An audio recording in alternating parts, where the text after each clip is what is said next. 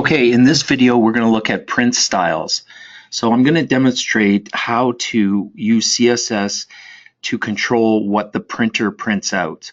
So your document might have lots of color and tables and navigation bars and things like that, but when it comes time to print, for the user to print out that page, you may want to restrict the user to printing out just the stuff that will look good in black and white or be useful with respect to the information. So follow me along with this and make a subdirectory called print. Next, let's start with a file called index.html. It'll be a text document, blank, and get rid of the .txt. And we're going to need an images subdirectory as well.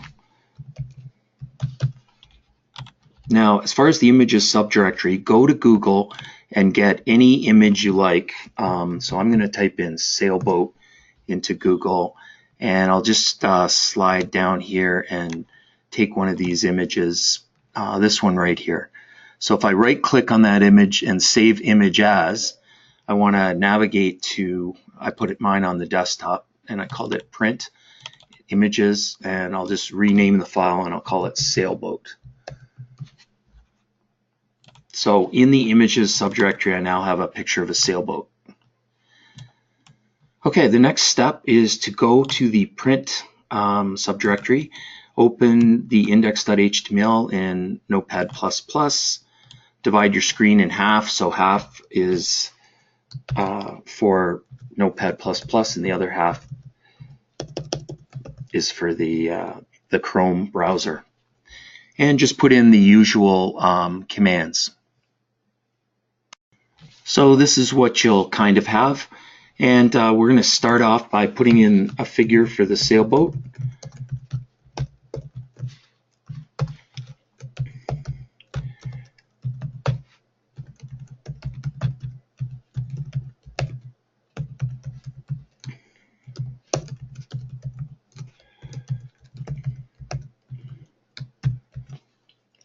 So that should place the sailboat first. Then we'll go back to instructor notes and scroll up to the Lorem Ipsum site to get some filler, and 5 paragraphs is enough. I'm going to take that text and I'm going to put it in the body section right here. And I'm going to put P's in. So for each of the paragraphs I put a P and a closed P. Okay, let's have a look and see what that looks like. And that's what I'm expecting it to look like. Now we're going to say, for the purposes of printing, to print, we go right click and we can see quickly what we're going to see on the printed document.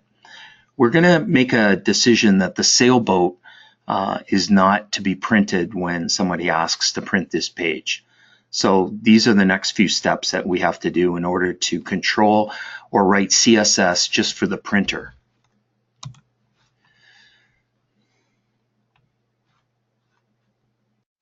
For this, I'm going to go with an external file, CSS file instead. So I'm going to say link href,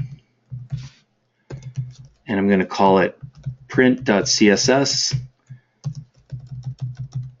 rel style sheet. So now I'm going to open a new file, and I'm going to call it print.css, and I'll save it in the same directory.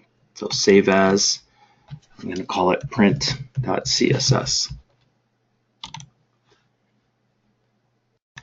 What's interesting is this style sheet here, this external style sheet, will only be relevant for the printer. So first thing that I'll do is I'll put in a figure, because I don't want the sailboat. So we've seen the display before. We used it inline, we had block. There's another property that you can put in called none. So by doing that, that will take what's in the container, the figure and make sure it doesn't get printed. So if we take a look at this right now, we've saved everything, we reload, everything looks fine with the sailboat here, but if we go and print this time, you'll notice that there's no sailboat. So we've decided that when printing this document, we want to leave out the sailboat. Now in your lab 4, there was a navigation bar, there was a huge picture, there were different sections. Perhaps the navigation bar could have been exempt from the printout. In lab 5, you had a big table, a schedule of the radio station, and perhaps that table could be styled differently and perhaps without the colors. So these are decisions you have to make with respect to how you want things to appear when they're printed. Before we leave this, there's another command that you can put in here, at page, which will define the size of the page.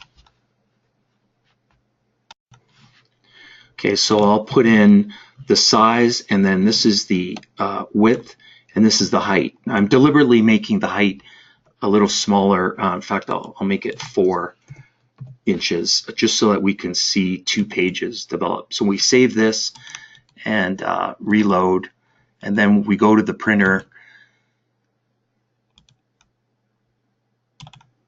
We can see that the image is gone for sure, and we're now with a 4-inch height of the page, and so we see 2 pages.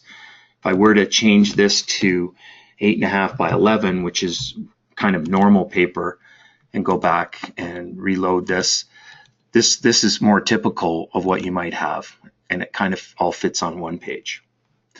So that's how you control what the printer prints using a style sheet.